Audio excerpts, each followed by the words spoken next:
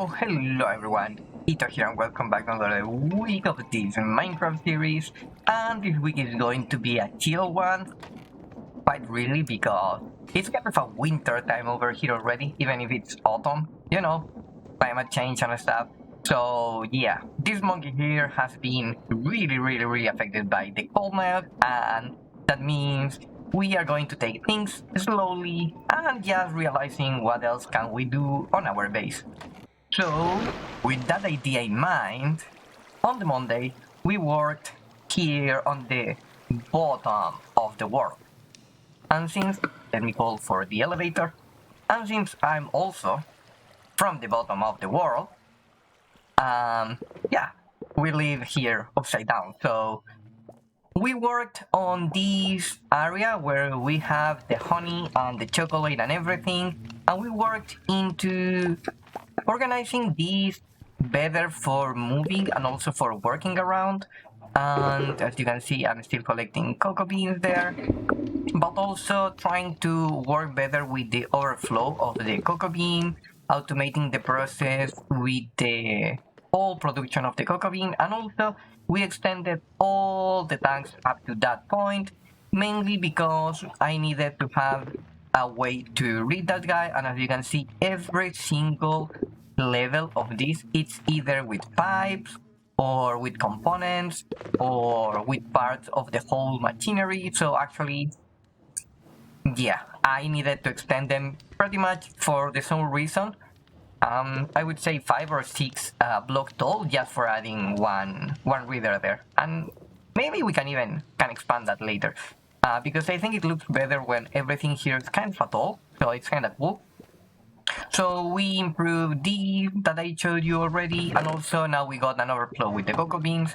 But this is just the starting, because we need to now start kind of a bug fixing things around the chocolate, and for that I need to AFK a lot for collect all the honey that we need. That means we need to fill all this chest with the honey bubbles, and eventually we need to overflow the system. That way we can start working. But I think also on the way we are going to start defining the generators. So a lot of planning, more grinding, is going to be fun. Over the Wednesday we worked on this. So as you can see here, we got weird array of stuff.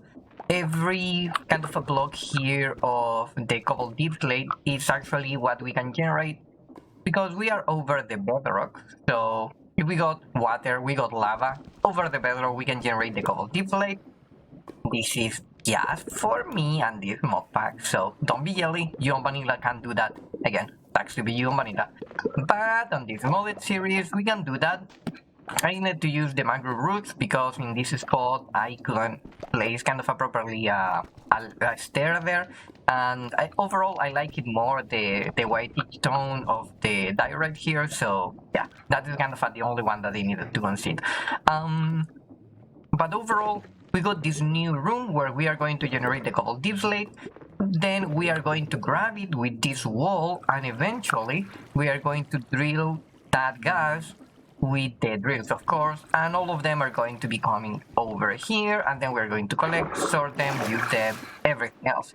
So that's kind of what we did over the stream, and now we need to polish these hopefully on the next stream on the Friday. So we made a couple of tweaks and fixes over this whole system. We tested it, and oh boy, it was a pain, but I believe it was worth it. So what we did in the end is I of course protected the lava.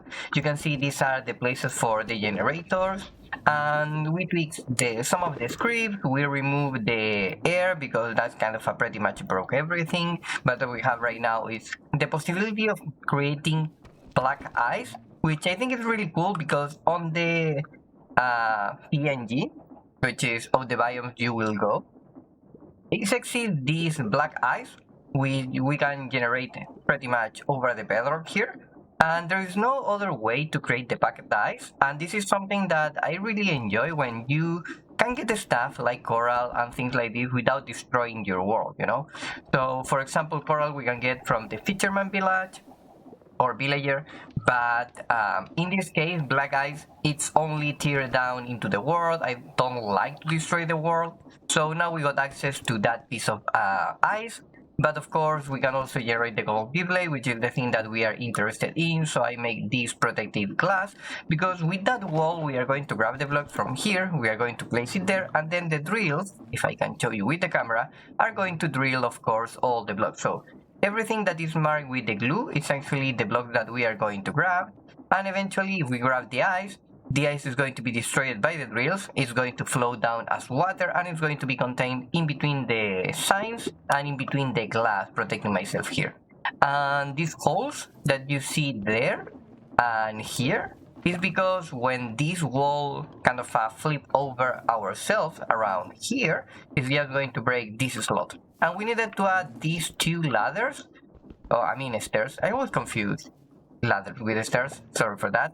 But these stairs are pretty much because when the water flows, it's going to try to flow over this block, and I need to contain it for not flowing over that block, because if the water flows there, then it's going to flow down and it's going to convert this lava into obsidian. And that was pretty much the whole Friday, to be honest. Fixing how to prevent our lava to breaking. And the same here, because otherwise the water starts flowing around here and eventually connects and everything. And these other stairs is just for generating stuff. So we fixed that, and we also added this. So now we got all the Cobbled Deepslate that is going to come here, and we are going to select or separate this in 3 different tunnels, and eventually we are going to have one storage for Cobbled Deepslate, one for Deepslate that we need to cook, and one for infested Deepslate, which is going to be the Deepslate that we need to cook. So we are going to have some type of a slanted storage system going that way. We are going to process the rocks here, and then we are going to be able to select them and create over here the mixer and everything. So things are coming together.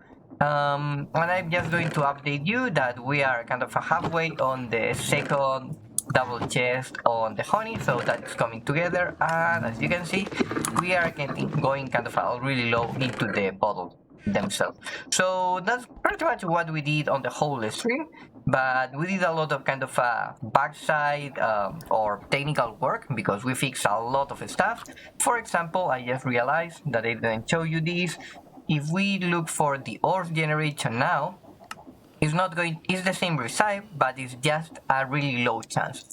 So that means for our whole idea of not making this farm really OP or something, we just need to grind a lot, and eventually we are going to have a really diminished return, which it should be fun.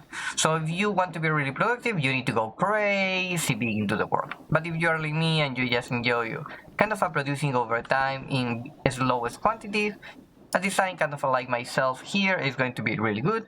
So yeah, and that's it for this week. We shall see us on the next one.